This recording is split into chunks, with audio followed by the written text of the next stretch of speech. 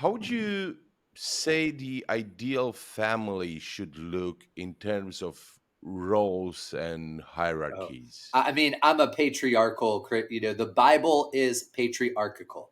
There's just no way around this. God is Father. From, in the book of Ephesians, Paul says, we give thanks to the Father from whom, every name and stuff comes from. The Bible is by nature hierarchical. The Son is truly a son. Um, the book of Genesis is hierarchical. God makes Adam. He presents Eve to Adam. And in the ancient world, naming things was a sign of who was authority. What does a king do when he conquers a country? He begins to rename things. Why? Because he is now the authority. He is the head. He's head honcho. So Adam names Eve, and he's presented to Adam as a gift. And Eve is truly to be a gift to Adam. There's a beautiful balance here in how the Bible structures marriage.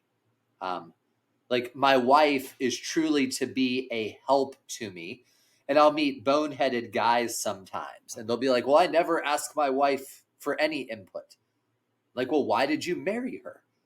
Like, is she a sack of rocks? Did you merely marry her for the accoutrements and rather what was inside? A wife is truly to be a help to her. There's a reason that in the book of Proverbs, wisdom is personified as a woman. So there's this beauty in the Bible where there is complementary hierarchy. And there are duties given to men, and we're built for these duties. Men are built to protect and provide. Sometime recently on my Facebook, I went through all of the science of biology on men versus women's ability to generate power. An average male without any training punches 2.5 times harder than a woman. Just basic biology. Women suffer joint injuries at significantly higher rates and significantly worse than men in all sports they engage in, because the angle of their hips and the structure of things is not made for combat. So our biology, again, this goes back to what I started with, our very biology, if you're not brainwashed into modern egalitarian nonsense, constantly tells you what a man is good for and what women are made for and good for. And it's only in the modern world that people will try and do unlikewise.